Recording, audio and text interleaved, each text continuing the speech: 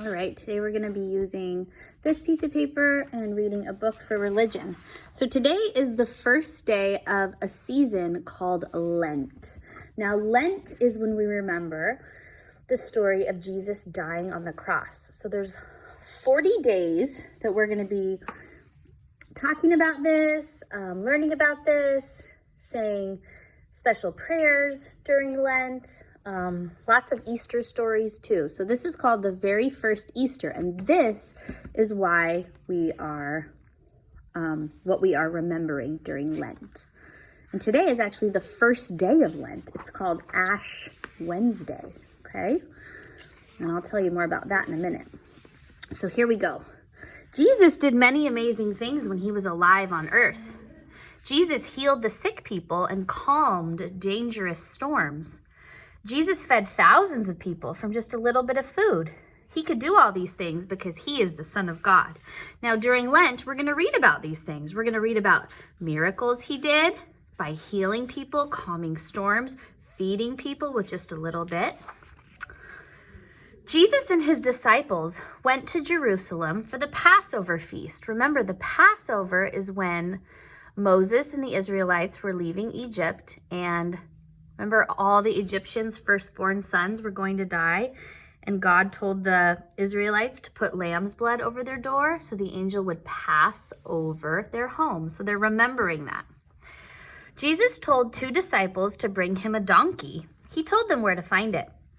Jesus rode the donkey into Jerusalem, and a big crowd welcomed him. People waved palm branches and put them on the road in front of Jesus, and they shouted, "Hosanna, Hosanna, blessed is the King of Israel." The leaders in Jerusalem, so the guys that are in charge, they did not like Jesus. They saw how many people were following him, and they were angry about it. They were jealous. So these guys are kind of in charge, and they want people to follow them. So they don't like that everybody's paying attention to Jesus. Jesus and his disciples gathered together for a special Passover meal. Jesus knew that he would be leaving them soon. He knew it was almost time for him to die. So after supper, Jesus removed his outer clothing. He wrapped a towel around his waist, and he filled a bowl with water. Then Jesus washed and dried the disciples' feet one by one. Peter said to Jesus, "Lord, you should never wash my feet." And Jesus said, "As I have washed your feet, you must now wash other people's feet." Jesus showed them how to love and serve each other by washing their feet. So during the time when Jesus was alive, this was something you did to love and serve someone. Jesus told the disciples, "Tonight, one of you will turn against me." "Who will turn against you?" John asked. "The person I give this piece of bread to," Jesus said, and he handed the piece of bread to Judas. "Do what you must do," Jesus told Judas, and Judas quickly left. So Judas is going to turn Jesus over to the Roman soldiers, and he's going to get 30 pieces of silver for that. And that's going to cause lots of things to happen, and eventually Jesus to die on the cross. But Jesus knew that all of these things were going to happen. Jesus picked up a loaf of bread and thanked God for it, and then he broke it into pieces. He gave the bread to the disciples to eat. Jesus said, "This bread is my body.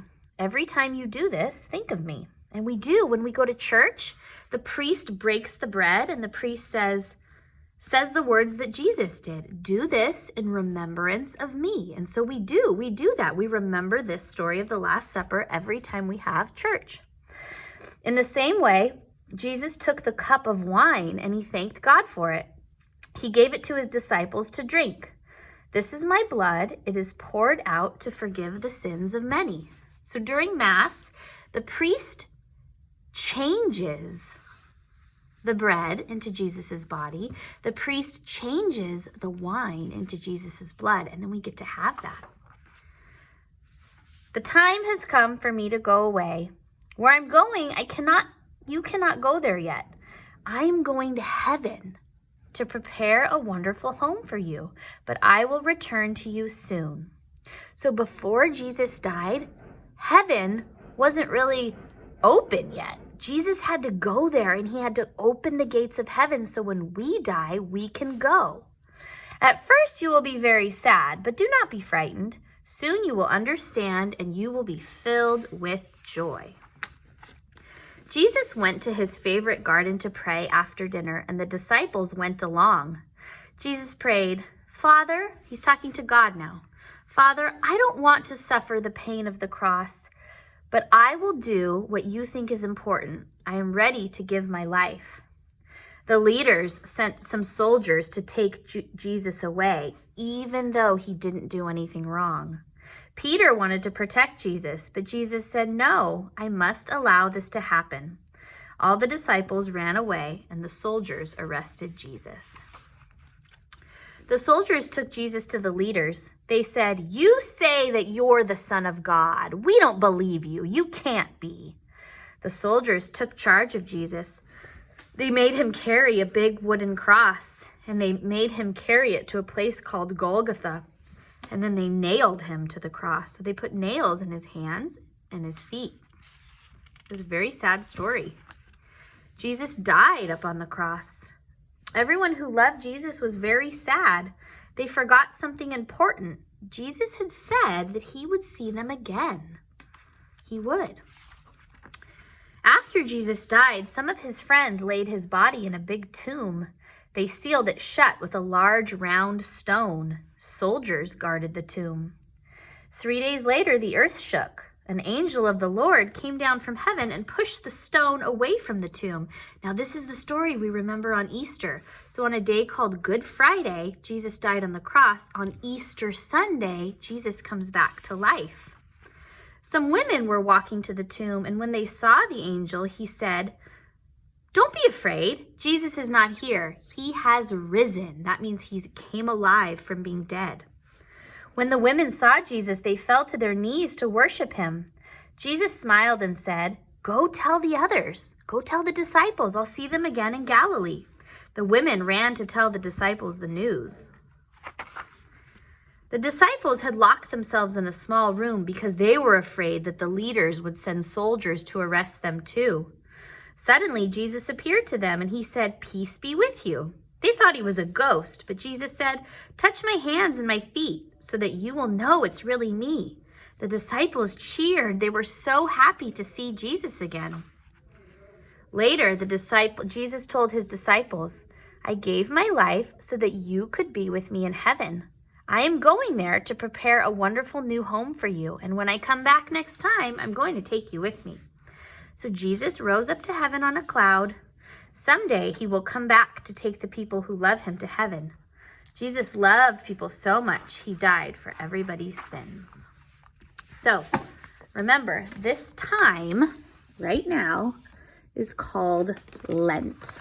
And Lent is when we remember this story. So we're going to write some words. We have 1, 2, 3, 4, 5 words we're going to write today.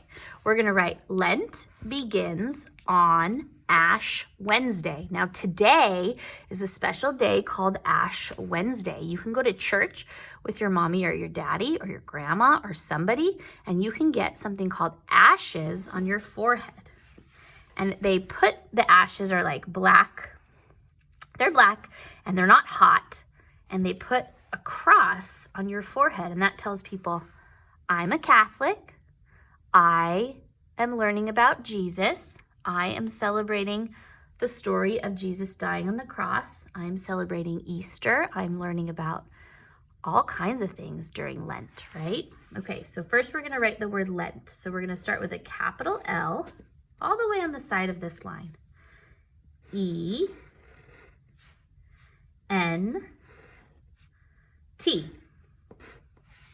That says Lent. And Lent lasts for 40 days. 40 days. Next, we're going to write the word begins. I'm hearing a b at the beginning, so that tells me it's a B. And remember, you always want to start on the very edge of the line on the left. B, E, G, I, N, S. That says begins. So far we have Lent begins. Next word is on. On is very easy. O-N. There's a song. On is written O-N, on is written O-N, on is written on and on and on and on and on. On. And then ash. Capital A, S-H, because it's the name of a special day. Ash. And then Wednesday. Wednesday's a little bit long, so I'm going to make sure I really start all the way on the edge with a capital W. W, E, D, N, E, S, D, A, Y. And then if we read it, it says Lent begins on Ash Wednesday. And now what we're going to do here is we're going to draw a picture of ourselves. We're going to draw something called a self-portrait, which is just mainly our face and a little bit of our shoulders. So I'm going to start with my brown marker. You can use whatever color you want, and I'm going to make my head very big. I'm going to put my hair in my picture. Now your hair might be a different color, right? Or your hair might be short hair. So when you draw your hair, don't make your hair look like mine, right? Because we have different kinds of hair. I'm also going to draw my eyes. If you want to give yourself some eyebrows, you can, or some eyelashes. You can. Everybody has eyelashes, even boys. Give yourself a nose, however you want to make your nose. Give yourself a mouth.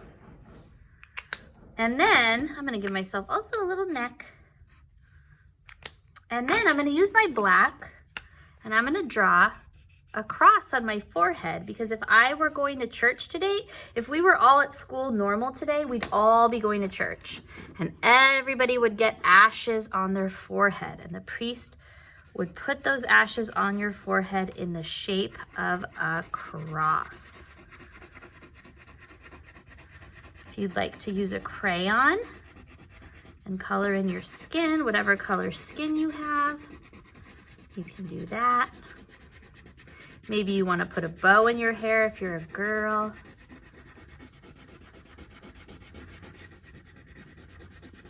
You can add whatever kind of details to your picture on your face that you like. And there we have it, our picture for Ash Wednesday.